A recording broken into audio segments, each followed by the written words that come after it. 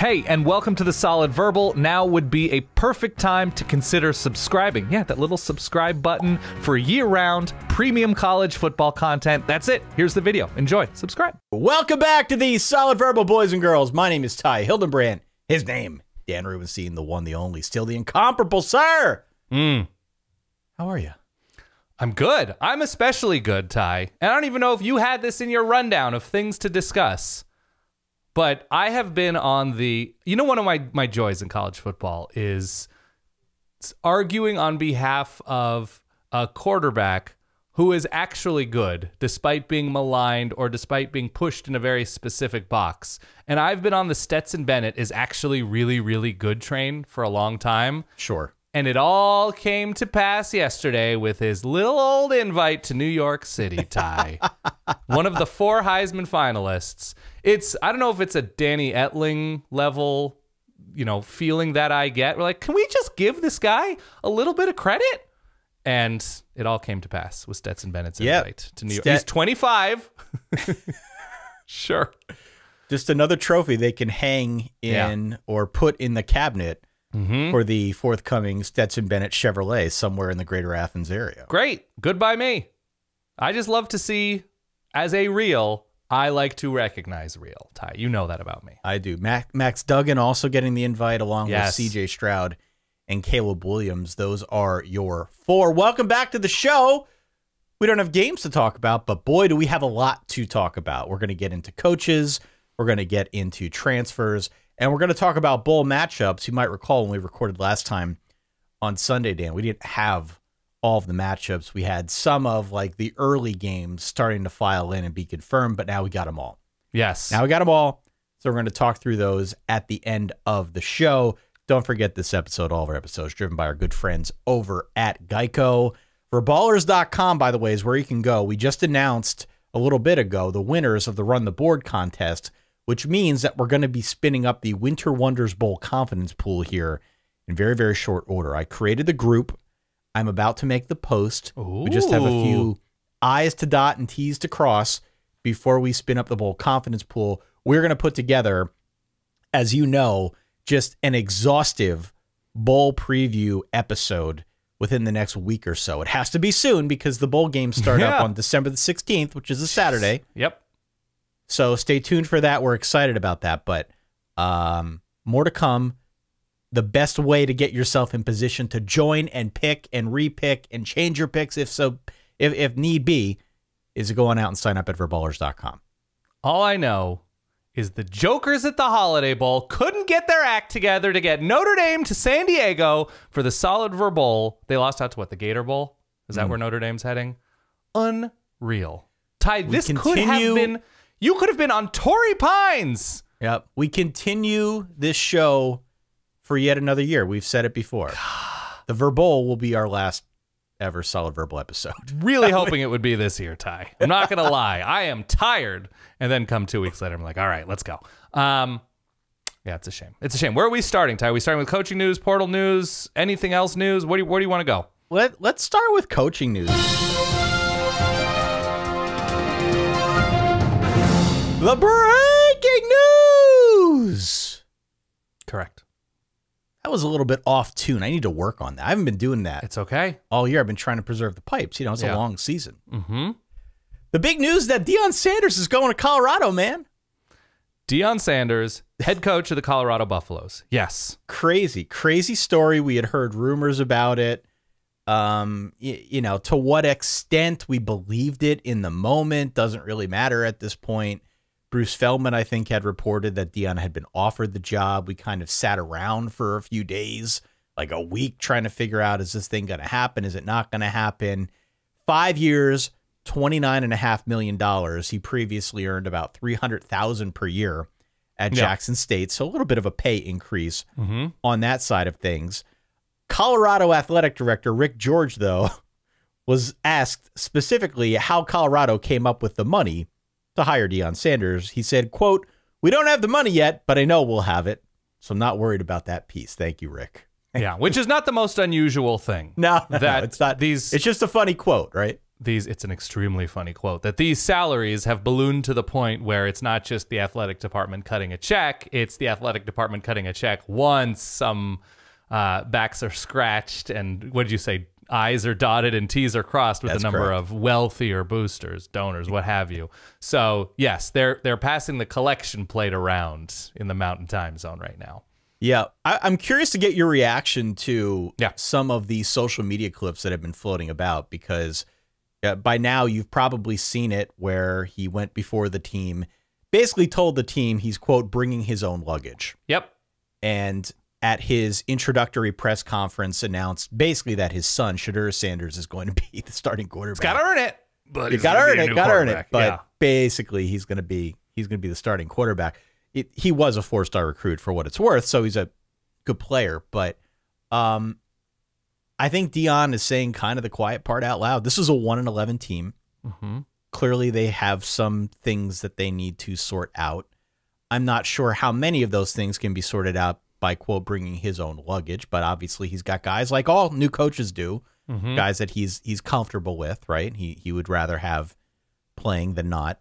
But just brutal honesty in a way that we're not used to seeing coaches be brutally honest. And I wonder from your standpoint if that's a good thing or a bad thing. We'll see, is the cop-out answer. Okay, so as we've discussed, making your way from Jackson State to Colorado is a pretty enormous jump. It's not high school to UAB, but it's a pretty big jump. The Trent Dilfer jokes will continue on this show, yes? Yeah. No, I've already pre-bookmarked the what went wrong at UAB under Trent Dilfer and what went wrong at Colorado with Deion Sanders athletic pieces. I've pre-bookmarked them. So my confidence is extremely high that this roster will be much more impressive than it was these past few years. Now, of course, they make the Pac-12 championship game with Mike McIntyre in a very good year. They haven't had a lot of star power associated with the Colorado brand, right? Other than maybe Laviska Shenault at the tail end of the 2010s, there really hasn't been high-end star power, unless somebody's just floating out of my brain, just on a national level. So Colorado was very much in need of re-energizing, re-electrifying things on, or at Folsom Field, at a place that has had a pretty proud tradition, but it's been 20 odd years, whatever it is, since they've been consistently interesting, good, relevant, whatever. So at a certain point, and this is the point, Colorado said, we got to do something splashy. We got to take a big swing. It could go terribly wrong, which we can talk about how it could go terribly wrong. We know how it could go right because Deion, in his very limited time as a head coach, had a ton of success at Jackson State, probably playing with a roster that was superior in every way to who Jackson State played against, but he won a ton of games, and he is a huge name who will garner a lot of attention in the coaching world, and which he already has. I think he hired, Sean Lewis to be his offensive coordinator, head coach at Kent State. From Kent State, yeah. Willie Taggart's coming in, presumably as a very, very good recruiter, but failed head coach, past 2 stops, whatever, however you want to consider it. And Mike Zimmer is rumored to be his defensive coordinator, who, if culture's important, don't hire Mike Zimmer. So a lot of big swings happening. Deion, the brutal honesty I appreciate at this time, where he's not going to say like, oh, we'll give you a chance. Like, if he has watched the tape and he sees this roster as completely unacceptable with regard to winning a Pac-12 crown and furthering his own goals as a head coach and a winning coach, better to tell people early than late. Brutal honesty is better than leading people on, I suppose. We're just not used to seeing it. We're not used to seeing it. When you meet the team, basically saying, yo, guys, might want to file those papers for the portal. There is part of me that looks at Deion Sanders and says, because of the high-profile nature of his playing career, his broadcasting career, and what I would consider to be a well-deserved ego with everything he's accomplished on the football field and accomplished as a head coach early on in his career, I would put it at about a 14% chance that he coaches 2 bowl games for Colorado. Wow. And I don't know if you feel any differently. 14% as in he gets another offer and goes quickly? Either gets another offer because of a tremendous amount of early success, or things collapse spectacularly. That the recruiting violations are so heinous and are so crazy that Colorado is left with no choice to fire him with cause or something like that. Or he steps down because he says that Colorado didn't hold up their end of the bargain. Like, I think we're treading into 30 for 30 territory with this hire. I really do.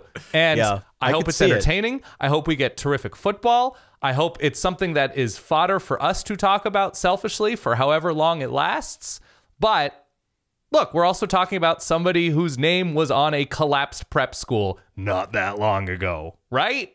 That the whole purpose was like, let's get kids into college. Let's get athletes into college. And then colleges looked at transcripts and said, we cannot possibly deal with what you are giving to us. And the school completely collapsed. It was flimsy. It was, from the outside, a pretty shammy situation. So that's why I think I don't see 8 years, had his ups and downs, went to a bunch of impressive bowls, had some good players, but, now he's on to UCLA, or he's on to Florida State, or he's on to wherever. I think the probability of that kind of moderately successful tenure is almost nil. Yeah, I mean, when Auburn hired Hugh Freeze, I read one report that classified it as boom or bust. This is a boom or bust. This is a home run or a strikeout for Auburn. This Deion hire is much more of an extreme. It's an extreme on both sides. It's a Rick Ankiel hire, right? That he's an MVP candidate or he's throwing it into the 44th row. Yeah. Yeah. I mean, it is truly a boom or bust type situation for Colorado. I understand where they're coming from, though. And especially in this era, I mean, you talk about recruiting violations. Are there recruiting violations anymore at this point? Because we just had 1,000 guys throw their names in the transfer portal. And so if you're Colorado, if you're looking at where the Pac-12 is headed, presumably without USC and UCLA, and you're trying to figure out, okay, how can we position ourselves to, again, be a destination, to, again, be interesting, to not lose all of our guys into the portal, to maybe be a destination, bringing a guy like Deion Sanders on is at least interesting. It's interesting for you and I. Sure. And I'd imagine it's interesting for actual college football players as well, because look at what he did in the last recruiting cycle, pulling Travis Hunter away from Florida State, right? Attracting big talent. I think you mentioned on the last show that already got a commitment from a 2025 four-star receiver, whatever, 5-star receiver, whatever it was. So he instantly makes Colorado interesting. I don't know if that makes them good. Sure. And we will find that out in due time. I would think if only because there will be massive roster turnover, I would assume they're going to accept a bunch of transfers. If only because of that, they will be good, better at least in the short term. The question is it sustainable, right? When we get to those 2 bowl games. I like the move. I think it's interesting. I think if you're a Colorado fan, you've been dying on the vine here for the better part of the last 2 decades to now inject some enthusiasm into the program. That's got to be something of a breath of fresh air. I would just say tread cautiously because for many of the reasons you described, like there is definitely a high bust quotient here. Like you could see 1,000 different ways where this thing comes off the rails. But for the time being, like, is it wrong to be interesting? No. I would take that if I were a Colorado fan. Yeah. I mean, it's just the move is so nakedly let me increase the visibility of my head coaching existence for the next 2 to 3 years and see where that gets me. And whatever happens to Colorado and their roster after, not my problem. Yeah. That's what it reeks of right now. All right. Some other coaches that we should call out. We had Alex Golesh, the offensive coordinator from Tennessee, 38 years old, leaving Josh Heupel. He's been with Heupel since 2020 when they were both at UCF. He was co-offensive coordinator down there. Going back to South Florida now to coach USF. We've got Kevin Wilson leaving Ohio State. He'll be with Ohio State through the college football playoff, but Kevin Wilson, formerly the coach at Indiana, has bounced around. Now the offensive coordinator for Ohio State. He's going to be coach at Tulsa. Yep. Jamey Chadwell, formerly coach at Coastal Carolina, leaving to be the new coach at Liberty. Gets a 7-year deal, $4 million per season. And Tom Herman throwing his hat back in the ring. Tom Herman newly svelte Tom Herman. Yeah. As you said, cut the carbs and is now coaching at FAU. Was really good at Houston, right? You may recall Tom Herman's path. Was really good at Ohio State as coordinator. Was 22-4 at Houston. Took over at Texas. Was 32-18 before he got the axe after the 2020 season. But took a year off. I think he was an analyst for the 2021 season. This year he was broadcasting, doing some stuff for CBS Sports. Yeah. He did some work with the Bears. He's doing broadcasting now. He's back in the coaching game, going to join up with the Owls of FAU. Yes. And at time of recording anyway, we've got both Stanford and I believe UNLV still open. Yeah, I saw Ed Orgeron rumored to be involved with the UNLV search, but reported, I think it was Bruce Feldman reported that he is not at all involved in the UNLV coaching job. And so I guess they're elsewhere with where they're going with that. UNLV, an interesting job just because of the aspirations to join a bigger conference, given the size of Las Vegas, the visibility of Las Vegas, and how it is now the home of both an NHL team and NFL team. So the presumed hope is to build UNLV and the Rebels into something sort of bigger and more interesting to an expanded universe of realignment. Other coaching stuff, I don't necessarily have. I mean, Oregon hired another young offensive coordinator. There aren't even, the new coaches have been making moves. I saw Luke Fickell's been making a couple moves, bringing over guys he's worked with before. Obviously, we talked about Matt Rule a little bit and hiring Marcus Satterfield. Anything else in terms of assistance or any other movement from the coaching world that has been interesting to you? Yeah, I mean, to be fair, the Deion Sanders stuff has dominated. Totally. But I do find it interesting. We've had some of these coordinator hires that I was hoping maybe we could talk a little bit more about. Sure. Oregon hiring the coordinator from UTSA is interesting on a couple levels. First off, Jeff Traylor building his own little coaching tree at UTSA, which is kind of low-key very impressive in its own right, proving himself as, I think, a notable CEO-type coach. Right? You see this a lot with guys who send guys elsewhere. So he's a name, I think, to watch moving forward, though not this season, not this cycle. How do you feel about the new hire at Oregon? What should we know about that? Oh, Will Stein. He seems to fit the mold. He's young. I think he recruits. I believe he coached Hudson Card, if that means anything, based on Bo Nix and his future. Bo Nix playing in the bowl game. No, seems aggressive, seems to share a philosophy with Dan Lanning and Kenny Dillingham, previous offensive coordinator. And the UTSA offense, obviously with an experienced quarterback in Frank Harris, was one of the most efficient offenses in America. They moved the ball consistently well. They took shots. They were pretty balanced, not especially explosive all the time. Won a ton of games, obviously won their conference. And so sort of it's a very sensical hire, fits the mold. And hopefully at times in some high leverage moments, Oregon's a little bit more successful, be it in the red zone, be it on fourth down, because I like going for it on fourth down. So I think I'm excited by the hire. Former Louisville.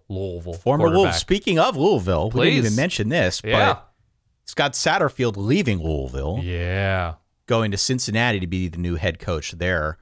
I would assume that Jeff Brom is going to be the target for Louisville. Brom watch. Yeah. I would think we're on Brom watch at this point. We've heard rumblings about this for a while, but Jeff Brom would make a lot of sense to go back home to Louisville where he played. Of course. Where he was very successful. So we'll see if that materializes or not. Seth Luttrell, actually, who we had on this show, Seth Luttrell out at North Texas, just played in the conference championship game, but North Texas is parting ways with him. Seth Luttrell was on the show, was a nice guy, so feel for him, but we'll see which direction the Mean Green goes next. Was a very successful offensive coordinator, if you remember. I think both Arizona and North Carolina. How do you feel about the Cincinnati hire? I'm not super keen on it. I don't get it. Somebody sent us a tweet about Scott Satterfield and his agent working hard to find a reset button for him. Sure. Right. And this is a guy who... Buddy, Scott Satterfield's been looking for a reset button annually. Well, that was going to be my point. Like, didn't he have a thing with South Carolina a couple years ago? After a year at Louisville. Yeah. After a year. And we had sort of been on Satterfield watch since the end of last season to a much lesser degree than like Scott Frost, right? I mean, this is an all different level of Scott, but Scott Satterfield, yeah, it was like a will they, won't they situation. So for him to move on and go elsewhere is great for him. I feel like Cincinnati could have done better. You know, going into a Power 5 conference, the Big 12, it's a good program, right? It's not a bad program by any It's a stretch of the playoff program. imagination. Yeah. I just maybe the reset will help Scott Satterfield. It just feels like Cincy should have aimed a little bit higher. Yeah, it almost has the Tommy Tuberville from Texas Tech to Cincinnati feel. You're like, this guy, really? Oh, okay. Yeah, there've just been a number of reports. I saw the latest one was from Des Fitzpatrick, former star receiver, who's just like, Scott Satterfield. And look, everybody has their own baggage with people. It doesn't make them good or bad, whatever. But it was like, he's kind of scummy, guys. So I don't love it for Cincinnati because I just see it as such a promising, obviously with their move to the Big 12 program. I'm not into it. Sorry. Leaves me less than enthused. Also, by the way, but in terms of Bromwatch in Louisville, their recruiting class this year, Ty, I don't know if you've paid attention to it. They're throwing that NIL cash around, which, by the way, good for them, good for everybody. But they were recruiting California and Texas. I think one of the best running backs in the nation has been committed to Louisville. I don't know if he's decommitted yet or what's going on with his recruitment, but a top 10, 12 quarterback nationally committed to Louisville. So there's going to be some fallout. There are going to be some additional phone calls to kids committed to Louisville. If it hasn't already started yet, it did the moment that news broke. All right. Shall we dive on into the transfer portal, Dan? Please. Oh, boy. So I had joked with Shay. Everybody knows Shay, Chief Reverb Engineer Shay. Alpha. Before this, definite Alpha. Before this show that we might just play the Dvorak music and have you read off all 1,000 names. It would destroy my pipes. There have been over 1,000 names, 1,000 entrants in the transfer portal. Obviously the most ever by a far cry. It just felt like all day yesterday was a rotating list of names that were being posted. You know, Instagram doesn't do the thing anymore where they show you chronologically unless you like set it up in a way that I have not figured out yet. But every account that I follow, that we follow, that tracks portal stuff, it was just like, yes, rapid fire graphics coming out. So I thought maybe we could take some time here to go through some of the names that were of interest. Just at time of recording, by the way, I see posted here in our chat that JT Daniels now going to re-enter the portal. Yeah, I saw rumors of that. That would make it school number 4. Oh my gosh. Think about the mileage he has on credit cards. Think about the jerseys, the sheer closet involved with being JT Daniels. Think about the number of academic counselors he just knows and probably gets confused about. Unbelievable. But I hope, you know what? I hope just like everybody else, he finds peace, finds his destination, thrives, whatever. You know, sometimes, and we joke about the number of kids going to the portal and is it out of control, whatever. I understand it on a certain level. You understand it on a certain level. Sometimes you just want to fly. I just want to fly. You know, Mark McGrath, our guy, said it best. And yes, we wake up and see the news of all the transfers every morning. But of course, someday, that's just going to be us. Someday. So yeah, sometimes you just want to fly. I just want to fly. I don't know why I did this. I don't know why I made a Sugar Ray themed portal episode. Yeah. But here we are. Here we are. Here, Back play to the that names. sound just one more time for me if you could. I just want to fly. Beautiful. Beautiful. Of course. Here are some quarterbacks that just want to fly, Dan. Okay. Just give me it one more time. Just once more. Really? Just once more. Thank you. I just want to fly. Some names. Devin Leary. He's in the portal, baby. Yeah. Come on. Devin Leary. Let's get delirious. We've got DJ Uiagalelei. Maybe you've heard of him from Clemson. Yeah. Hudson Card, Luke Altmaier, Jeff Sims. Jeff Sims is like father time on this list. He's been in the list for like, I don't know, a week, 2 weeks. No, these other names. He announced his intention weeks and weeks ago. Yes, as he I know, lost but that he's job. been he's been hanging around the portal waiting for company to arrive. And we had Kyron Drones. We have Austin Reed, an interesting name from Western Kentucky. Brett Gabbert, Brennan Armstrong, Malik Hornsby, my boy Mikey Keene. In the portal. Keaton Slovis, gone. Tony Musket, something named Tony Musket, okay.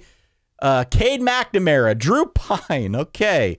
Graham Mertz, Hank Bachmeyer, Brandon Lewis, Haynes King, Deacon Hill, Jack Tuttle, and apparently now JT Daniels as well. We also had Phil Jerkovic, who's not on this list, I imagine because he already committed to Pitt. Yeah. To join Cade Frank McNamara is Cignetti. going to Iowa, by the way, though. Cade McNamara at Iowa, yes, exactly. Yeah. So a lot of movement. Those are just the quarterbacks, Dan, and I'm sure there are more that have not been listed. Those are the starting quarterbacks, right? That's there are right. a number of backup like Oregon lost their number 3 quarterback, Jay Butterfield. Like there are a number of guys everywhere. And a lot of the schools, and we've talked about this a little bit, that just finished their first season with a new head coach are going to see, like Oregon's roster is so different looking just in terms of the 2s and 3s that have announced their transfer. The biggest one being probably Dante Thornton or Justin Flo. Thornton, a big-time tall receiver from the East Coast, Flo from Southern California, former 5-star linebacker. But yes, you're going to see it at places across the country who hired new coaches or just hired new coaches, and it doesn't seem like a fit already. You're like, I don't want to run that kind of offense. I don't want to do this. So you're going to see that, of course.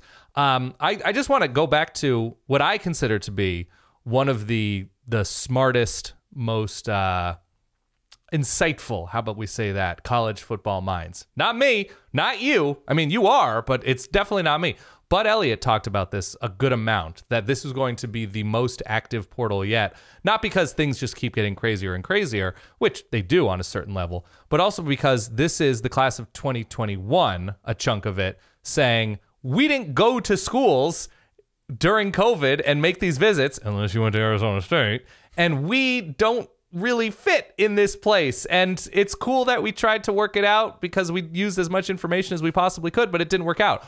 Or it's coaches unable to evaluate and see and make sort of more blind offers than normal. And clearly this player is too good or not good enough to see the field. And so we're seeing a lot of those types. And also with the advent of NIL, all of a sudden guys who went to a school and that school is not especially involved in NIL, be it because it's smaller, be it because that's just not how they roll. Now suddenly they see themselves having market value and saying, I don't know how long I'm going to play football. Let me get some cash. And so we're seeing some of those types. And with how often coaches are moving around, with how often teams can come up and down so quickly in terms of roster talent, I'm just thinking this is, for the foreseeable future, kind of the new normal. There are things about it that make college football a little bit more difficult to like.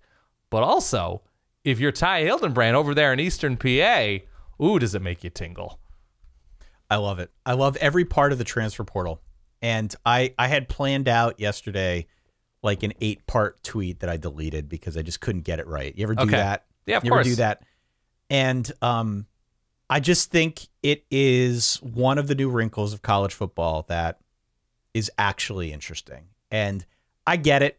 If you're a fan of like Tulsa or FAU, Eastern Washington. Yeah.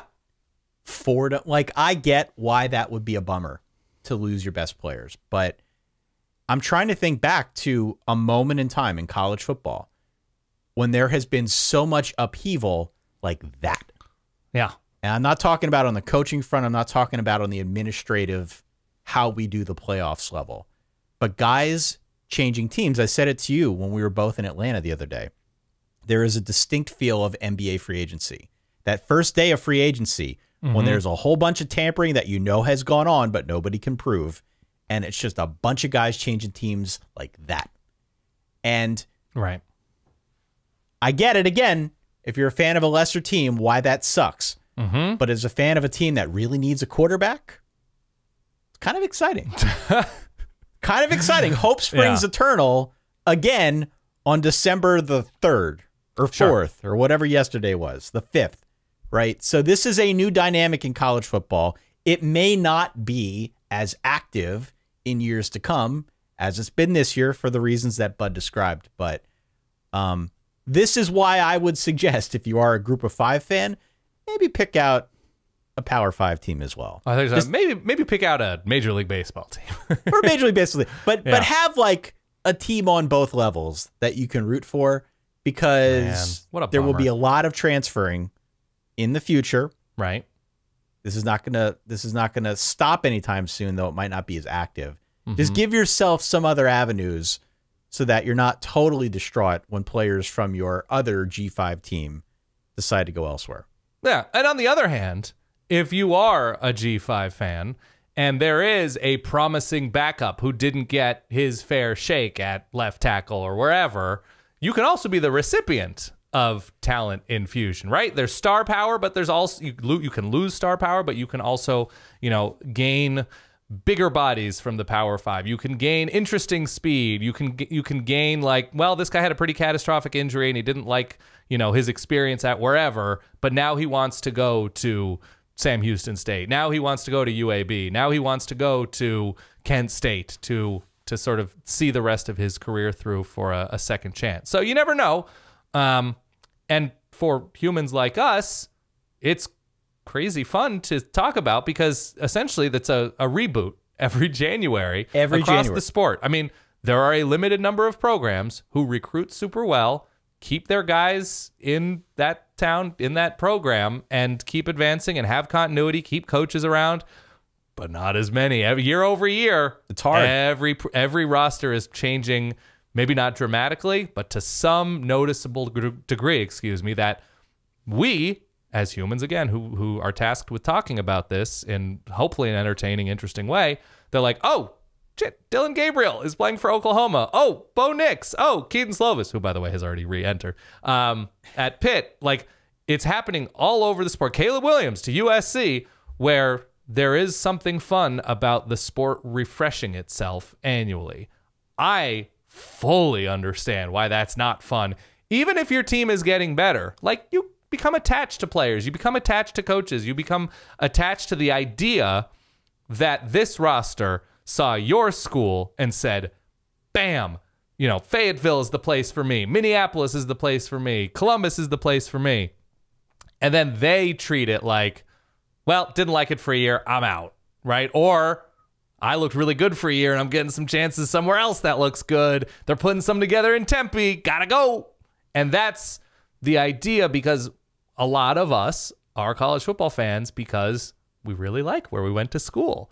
And we hold on to the absolute, not at all true thinking that every college football player loves our school like we loved our school. Yeah. So you do have to suspend a lot of the false ideals that you might hold about the sport. The romanticism, if you will. Of course. And so that is different, but it can also be, if you can separate your fandom from it, kind of fun.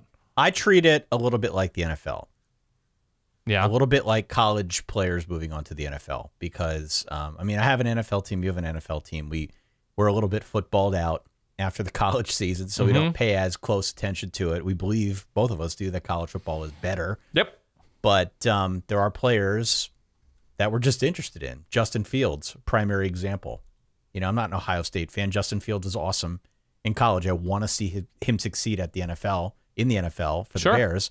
And so I've paid attention to the Bears, right? And I could see it going that way for many college football fans out there who don't have a rooting interest in, say, Notre Dame or Penn State or Ohio State or USC or Oregon.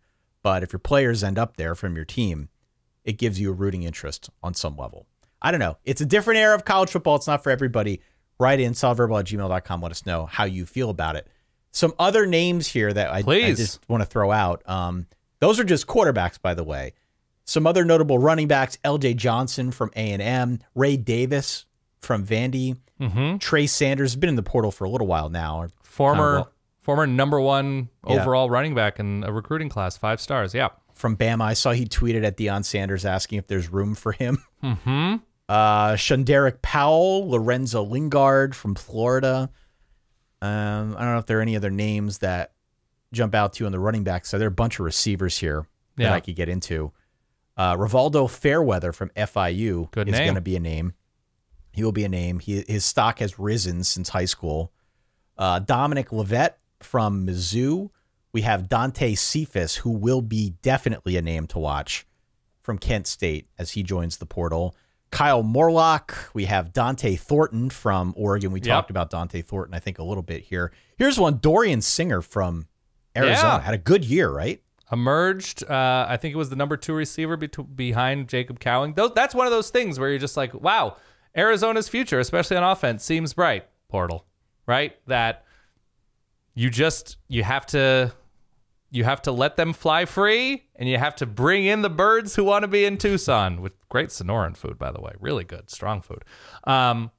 Yeah, it's happening all over. We saw, did you mention Cypress, the Virginia corner? He's much I didn't even get to corners yet, no. Oh, yeah, you were just talking running backs, receivers. You also get the situation where, and maybe you can pull up his name because I forget it off the top of my head, I think Rhode Island's right tackle is like the most sought-after offensive lineman. Johnny Cornelius, you mean? Yes.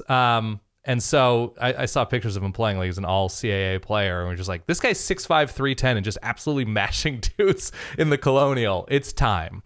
And so, yeah, we're going to see situations like that all over. I imagine Texas A&M's portal entries are going to be robust after this past year, where it seems like culturally everything wasn't always in a great place. And I say that as somebody who, look, Oregon's going to lose probably 15, 17 guys. And part of that is just guys didn't see the field under Dan Lanning who hoped they would. And I'm sure, you're going to get some of that at LSU, as we mentioned, Notre Dame, Miami, wherever. But yeah, they're going to be a number of makeovers. And the school, I think every school, and we've talked about this with Brandon Huffman, every school knows it. Every school knows the candidates. A lot of the coaches are not caught off guard because they just are constantly probing to see where their players' heads are at. And the schools that recruit high schoolers well have been recruiting college players very well all season long. That's right. Even if that's not the intention and the rule, it's our reality.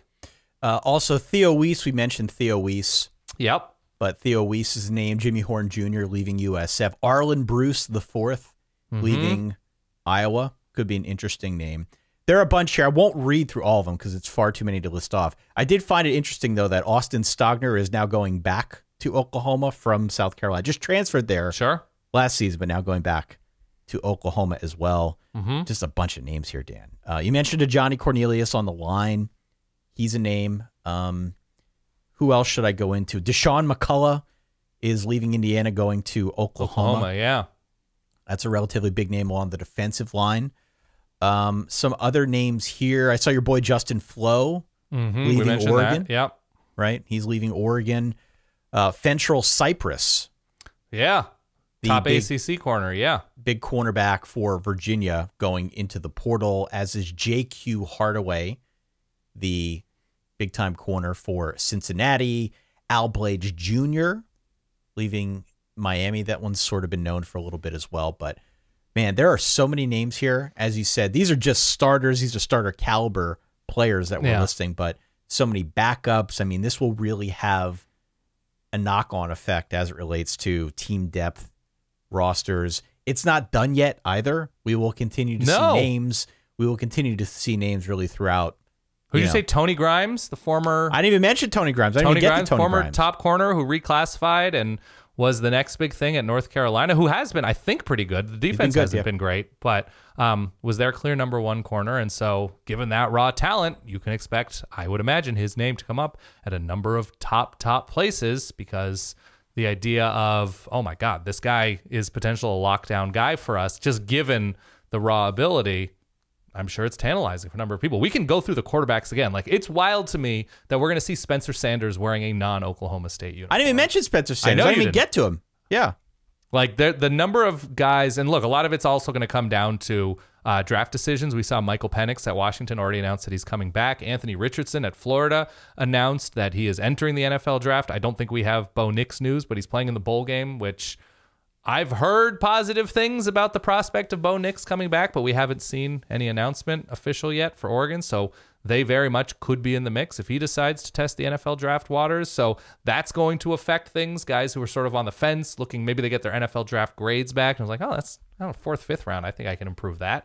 And so then they're not in the market, as enthusiastically for a transfer quarterback. So a ton of moving pieces around the sport. And, these next, what do we have? So we have when is the early signing day? Is it 2 weeks from tomorrow? I believe so, yeah. Yeah. So that's going to go a long ways. Man, this is going to be a fast and furious breaking news stretch in front of us.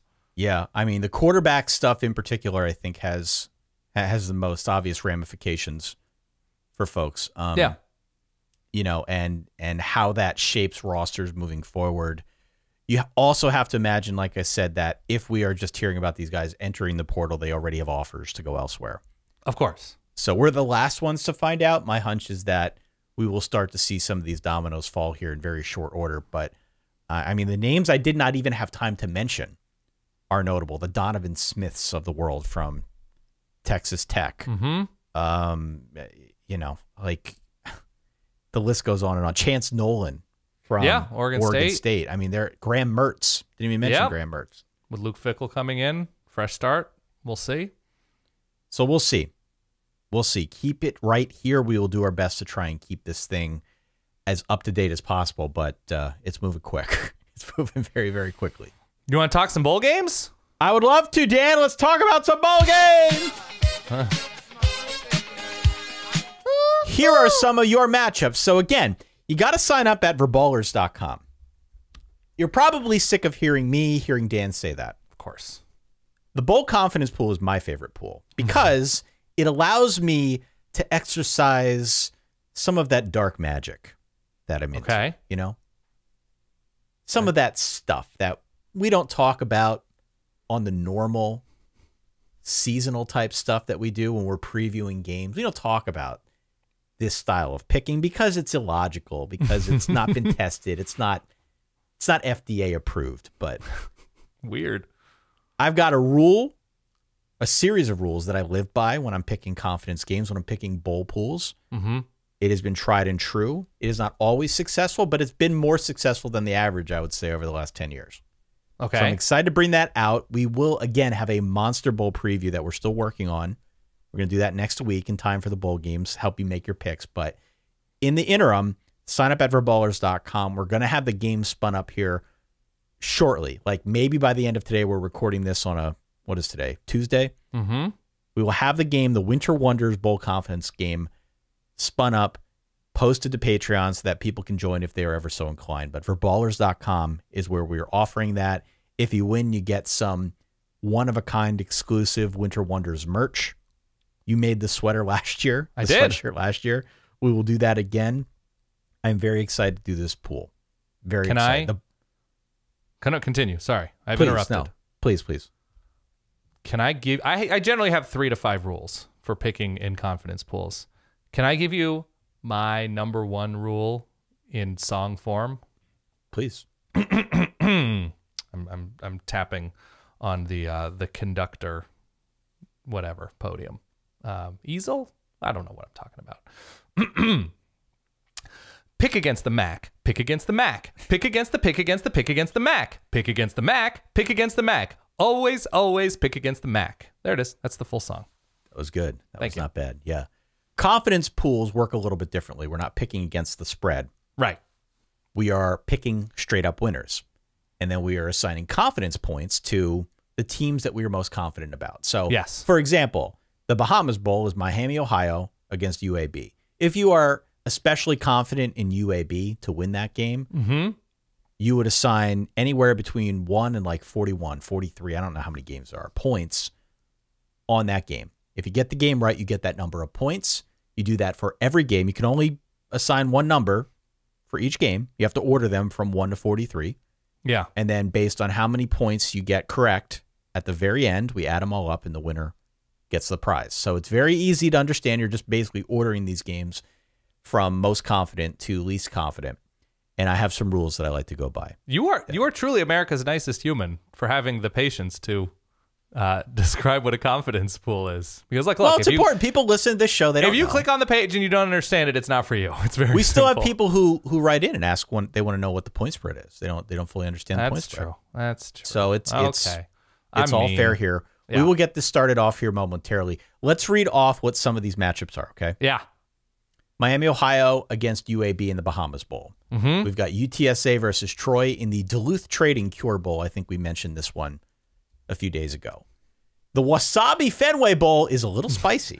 Keg of nails. A little bit spicy. Not just the Keg of Nails, but also now the Scott Satterfield Bowl because we got Cincy against Louisville. Yeah. We've got the Cricket Celebration Bowl, Jackson State, North Carolina Central. Mm-hmm. New Mexico Bowl is SMU versus BYU, the battle of the acronyms. Jimmy Kimmel LA Bowl presented by Stiffle? Probably. We'll have to look that one up. Yep.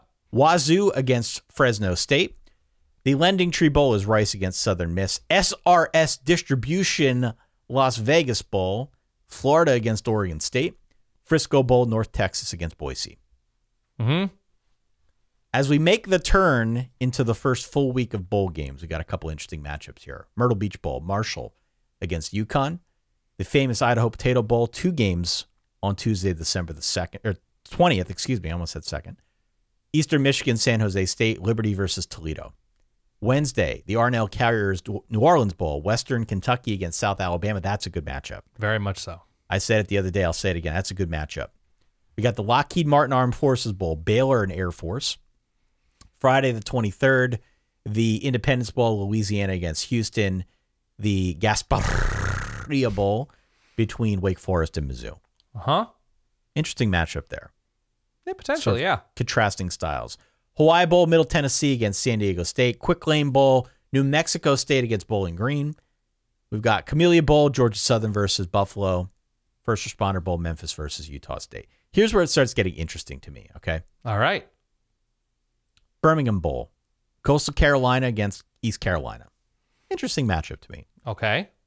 Guaranteed Rate Bowl, Wisconsin against Oklahoma State. No idea what to expect there. Absolutely no idea what to expect in that game. Okay. Military Bowl, UCF against Duke.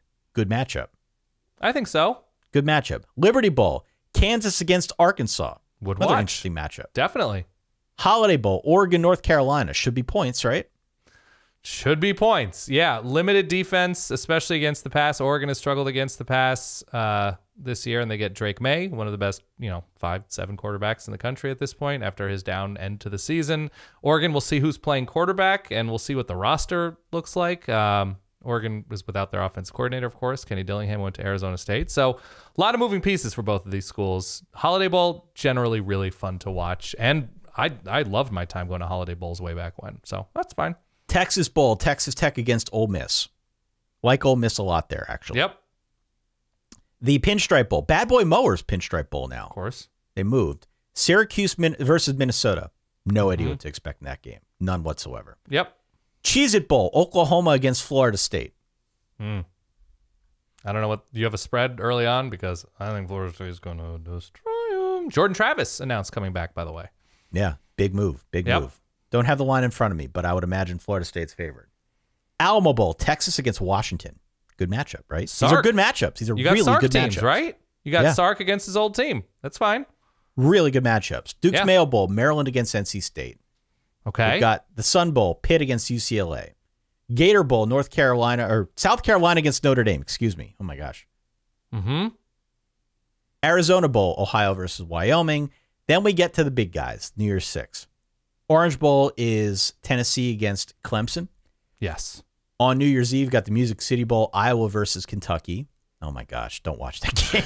Wait, isn't that a rematch of a recent bowl game? Yeah, don't watch Yeah. that game, guys. Mm-hmm. Seriously, don't. Sugar Bowl, Alabama against K-State. And then we got 2 semifinals, Michigan, TCU, Georgia, Ohio State. Close things out here on January the 2nd, the ReliaQuest Bowl, Mississippi State, Illinois. The Cheez-It Citrus Bowl. I saw Cheez-It did post something that they have a citrus flavored cracker. Okay. Don't know how I feel about that, Well, they have but two LSU Cheez-It. Purdue. Are there 2 Cheez-It bowls this year? There are 2 Cheez-It Bowls, yeah. Okay. Yeah. The Cheez-Itification of college football continues. Yeah. LSU versus Purdue. The Cotton Bowl is USC against Tulane, and the Rose Bowl is Utah, Penn State. A lot of fun games. I saw Sean Clifford posted a picture of himself outside of the Rose Bowl when he was a wee lad. So that's a cool full circle thing. I saw Tulane is now the betting favorite against USC. Presumably that means Caleb Williams not playing in that game. But who knows? Alabama, Kansas State. Weird. Just absolutely weird. And we'll watch. I will absolutely watch, Big 12 champion Kansas State take on Alabama. Clemson, Tennessee. So no DJU, club level. Joe Milton, a little less shine on Tennessee, but at least they finished the season strong with their win against Vandy. LSU, Purdue, weird, but we'll watch. Mississippi State offense against the Illinois defense, we'll watch. Pitt, UCLA. Is that Ben Howland? Is that the connective tissue there? Yeah, former basketball coach for the both? Howland Bowl. Yeah, UCLA favored by 7, Dan. That's in El Paso. That's the Sun Bowl. South Carolina, Notre Dame, little Lou Holtz action, huh? Mm-hmm. Huh? Mm-hmm. Kind of equally embarrassing for both schools. Yeah, I love finding the weird connective tissue between these bowl teams. So, no, I think all in all, it's a really strong year of bowls. Yeah, and at time of recording, again, just with respect to the playoff, Georgia, a 6.5-point favorite over Ohio State, Michigan 7.5 over TCU. So, again, we're going to get into a bunch of these games next week. We're going to do a big bowl preview. We're going to knock them all out at once. Hopefully help you make your picks. Again, in the Winter Wonders Bowl Pick'em pool. Stay tuned on Patreon at verballers.com for more information on that. But a lot of interesting matchups. We get to bowl season every year. You look at the matchups. You've got plenty of matchups like Syracuse against Minnesota or Maryland, NC State, even Notre Dame, South Carolina, where you just don't know what to expect. Yeah. You don't know what to expect. There's also probably somebody in Greensboro or somewhere in the Mid-Atlantic saying, how are NC State and Maryland allowed to play each other if they're playing in the same conference? Like, how is that allowed? Because usually you're like, oh, because I looked at, when I see on the line Maryland versus NC State, I'm like, oh, that's a familiar coupling. Yeah, that's nice a very ACC familiar matchup there. line. Yeah. All right. That's all. Write in again, solidverbal@gmail.com. Let us know your thoughts on bowl matchups, on transfers, on coaching news.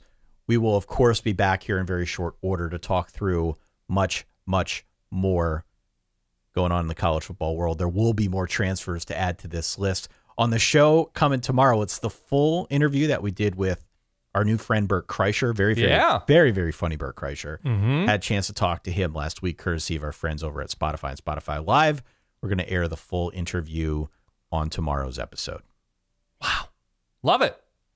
For that guy over there, my good friend Dan Rubenstein, for myself, Ty Hildenbrand, thanks for spending like an hour, 50 minutes or so with us here, getting caught up on all things college football. We'll talk to you all soon. In the meantime, stay solid. Peace. And as always, listen to Extra Nuggets.